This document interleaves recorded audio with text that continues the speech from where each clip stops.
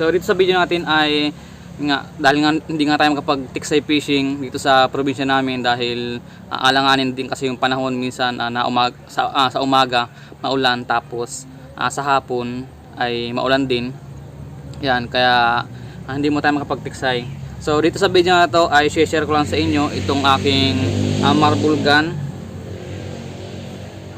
Maano tayo ngayon, ma-target tayo kung accurate nga ba yung aking dart, tiksay dart na pang isda. Yan. So ito, meron ako ditong tatlong tiksay dart na ito yung bagong gawa ko, itong isang ito. So ito matagal na ito. Tapos ito yung pinaka madalas ko siyang ginagamit. Ito yung laging tumatama. Yan. So titisyan natin kung okay ba yung mga patama nitong mga bago kong gawa. So ito, ang haba nito ay nasa 10 cm itong dalawang ito. Ito yung pako. Ito naman yung rayos ng motor. So hindi ko alam kung ano ang pinagkaiba nila. Hindi ko alam kung alin mabigat sa dalawa. Kaya gusto ko siyang i-testing.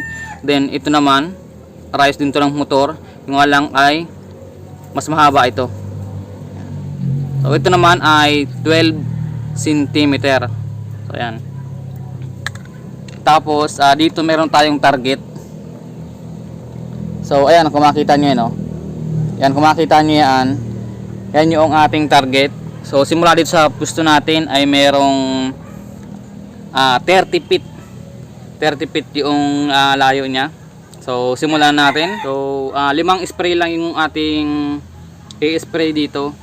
So ako kasi na ano ko 7, 10 na spray, pero bihira na. So yung mga unang tiksay ko, mga 10 spray yon. Then bumaba ako ng 7. So ngayon subukan natin ng 5 spray sa 30 feet ang layo, kung maganda pa siyang tumama.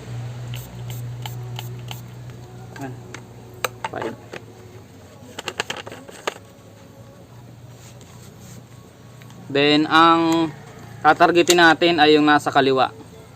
Subukan muna natin yan.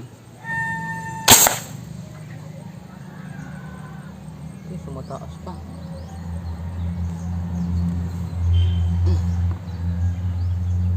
Yan, so okay guys, tingnan natin yung ating target.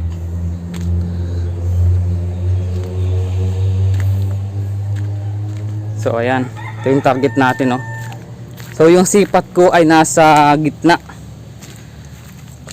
Yan. Ang sipat ko na andito. So tumama siya dito. So para sa akin accurate pa rin siya. Kahit hindi siya tumama dito, kahit dito yung sipat ko. Yan. So ang pwesto natin ay naka-straight. Yan, straight tayo. Pero kung nasa puno tayo, malamang ito sa pole. So yung pwesto natin mataas, tapos yung target natin mababa sa pulian. Yan. So ito yung ating first try ng ating bala. So ito yung ating next. Yan. Magkasing haba siya, 10 cm. So kanina yung pako yung gamit natin, ngayon naman itong rayos ng motor. Subukan natin kung maganda ang patama ito. So ngayon naman ay yung nasa gitna yung ating target. So 5 spray din yung ating i-spray dito. 1, 2, 3, 4, 5.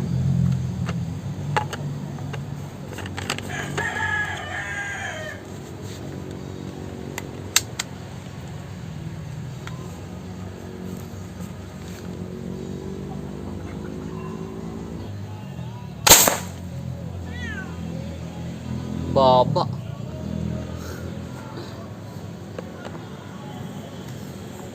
Yun, so ayun guys, ito yung ating pangalawang tira. So napakababa ng tira natin. Yan. Okay, so nagsipat ako dito. Ang baba, oh, halos nasa 3 inches. 3 inches yung baba. Ang baba niya. So ang gamit natin ay yung sa rayos ng motor. Yan. So subukan pa natin ng isa kung dito pa rin yung tama niya kapag dito tayo nagsipat. Okay guys, so second shot natin dun sa dati pa rin. Subukan natin kasi masyadong mababa yung tama niya. Halos ano siya 3 inches yung kanyang layo dun sa mismong gitna o sa target natin. So spray tayo ulit ng 5. 1, 2, 3, 4, 5.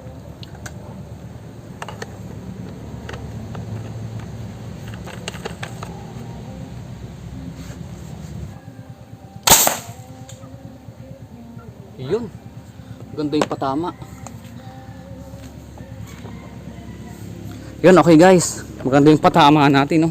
Nakakita ko pa lang dito ay pwede. Ayan, no? Guys, oh, diba? Ito yung first shot natin, ito yung second shot natin. So ang sipat ko na andito sa gitna. Ngayon bumaba siya dito, oh. Ayan. So yan, katulad na sinasabi ko sa inyo dati pa, kunwari ito yung isda, ito yung katawan niya, yung pinakataas. So dito ako nasipat para pag bumaba yung bala kasi malayo, sapol siya sa mismong katawan niya. Ayan. So okay, maganda ang patama anong ating thick side dart. So nagkaroon ng isang medyo malayo-layo nga. Yan. Ito guys, ito na yung pangatlo nating bala na ang haba ay 12 cm.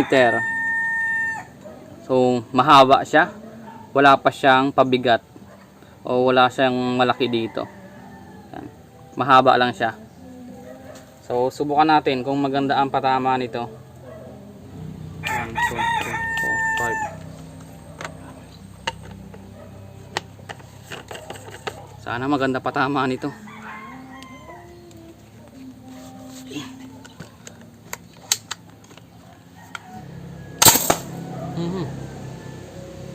Ayun.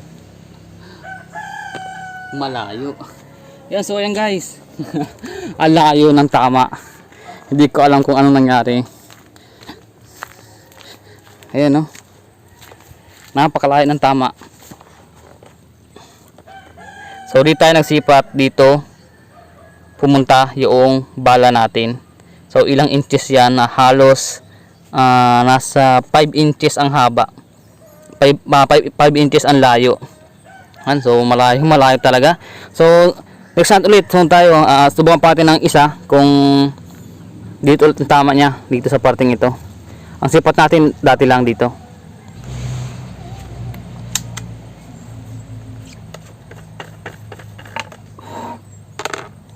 So ayan guys, second shot natin gamit yung ating mahabang bala. Subukan natin kung tatama siya dun sa gitna.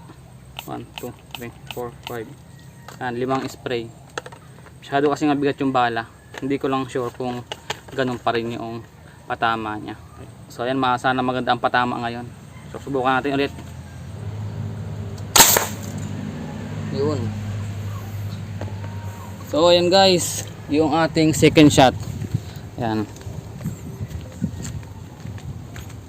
Okay. So malapit-lapit sa katotohanan. Ayan, no? Ito yung second shot natin, no? Ayan. So sipa tayo dito. Diyan, sa gitna. Dito ang tama ng ating bala. So kayo nang humusga kung okay na okay yung ating marble gun. So 30 feet. 30 feet ang layo natin. Ayan, no? So hindi ko lang alam kung ilang meters ang 30 feet. So kayo na ang bahala. Ayan. Guys. So ayan, dito matayo sa malilim dahil medyo mainit. Ayan, so okay guys, so ito yung ating marble gun. So ang masabi ko lang sa ating marble gun ay okay na okay talaga siya pang isda. So ito talaga, pang isda na lang talaga ito. Kasi nga hindi ko na rin siya ginagamit pang ibon dahil wala na yung lock noong bala. Kasi pag ang target natin ay nakababa na ganyan, yung hulin nahuhulog. Kaya for tiksay fishing na lang itong aking marble gun. So ayun nga, masabi ko dito sa aking marble gun ay napakaganda. Yan. So sana ay Meron din kayong marble gun para kung sakaling meron kayong iksayan, mga ilog o sapa, wala kayong budget na pambili ng air gun.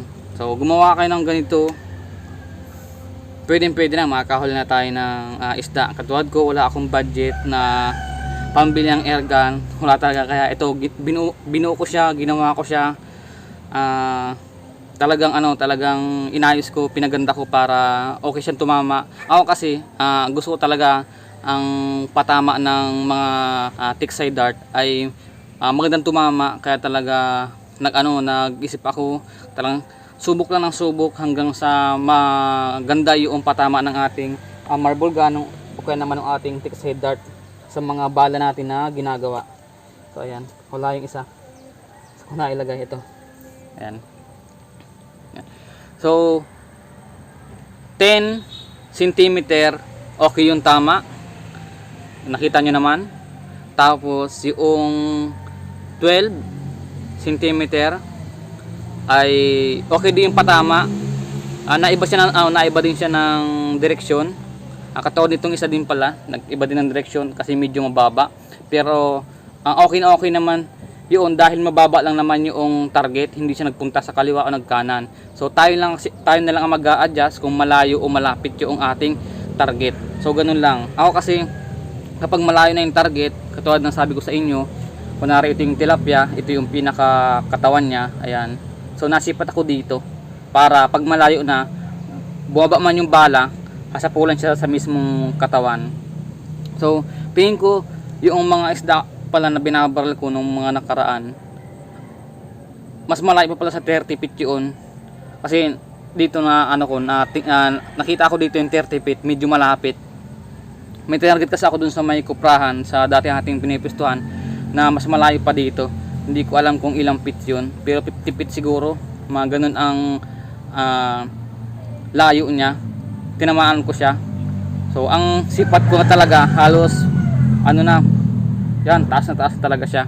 Dito pa lang sa ating marble gun ay okay na talaga, tumatama siya, maganda yung patama natin kahit hindi tayo gumagamit ng air gun, nakahuli pa rin tayo, maganda yung patama. So ayan, kung makita nyo naman.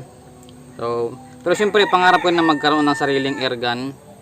Nga lang wala pa tayong budget pambili ng ganun dahil medyo may kamahalan syempre. So panakaipon tayo dito sa YouTube pag nakasahod na tayo.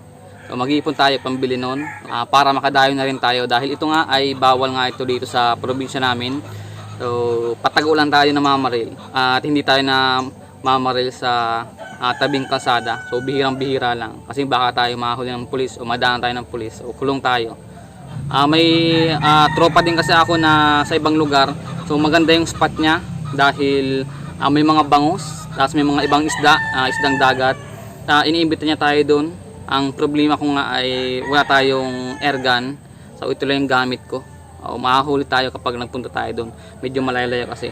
Pero someday talaga pag tayo nakaipon, doon agad yung pupuntahan natin. At pag meron tayong budget,